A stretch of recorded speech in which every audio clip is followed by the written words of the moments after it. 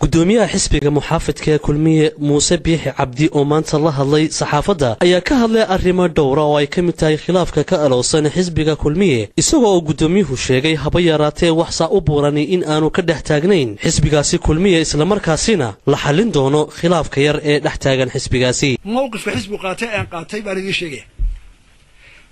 waxaan qaatoon xisbigan ku hogaaminay haddana odaygiisa ahay xisbiga kulmiye kii cadhooday la qabayo kii wax tabanaya in la bogsiyo in madaxda xisbiga oo koobka ay laga gardaraado oo dul qaataan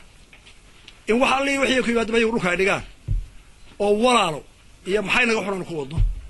dabeetana qof walba inagoo qancinay oo iswadana aynu halkeeda gaadhno mowqifkaanu qaadana waa kaa nin kasta oo wax ka tabanaya xisbiga ama shirka waxa tilmaamaya sida loo xalliyo khilaafaadka iyo muranka xisbiga yimaada qodobka 5 ee xisbigu leeyahay ee dastuurka xisbiga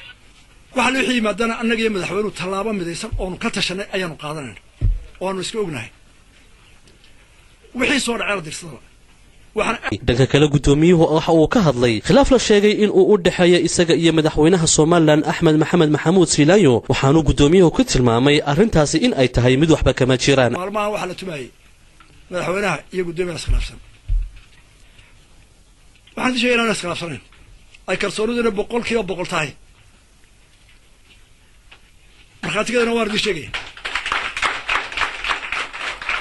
hadal diblomaasiya ma aha Afrika ka ah hadalku qaboojina ma aha kalsoonida siinaya xisbiga dhexdiisa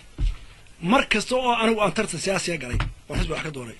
mar walba madaxweynuhu gacan sii taagay waana igu raacay waana igu dhis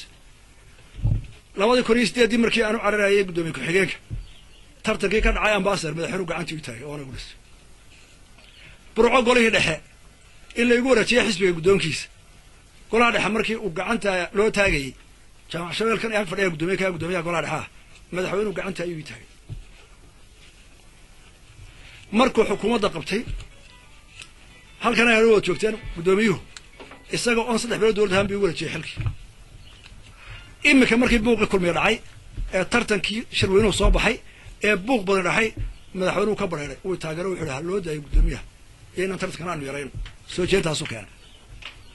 dadka maanta igu leh ama rumaysan madaxweynuhu anaga la dagaalamayo ama uu xumaynayo markhaatigeedu waa kala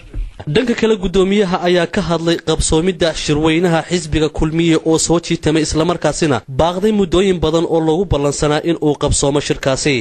sidoo kale gudoomiyaha ayaa sheegay in ay shirkaasi qaban doonaan sida ugu dhaqsaha badan leh ka koobaad shirkayaga qabsoonkiisa waa dhay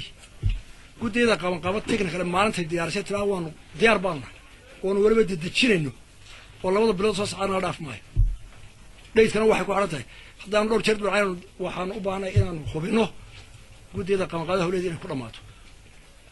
mar gudoomiyaha wax laga weydiiyay hamigiisa siyaasadeed iyo halka uu ka higsanaya xisbiga uu ka tirsan yahay kulmiye waxa uu ku jawaabay nin kasta oo xisbi soo gala oo gudoomiyaha xisbiga noqda ama guddi fulinadii qana xisbiga lacag looma yimaado nin waliba wuxuu doonayaa inuu jagada u sareysa madaxweynaha tartan ugu galo taasna waa tan socdo marka ay suurto gasho xisbigeeduna ay ogolaan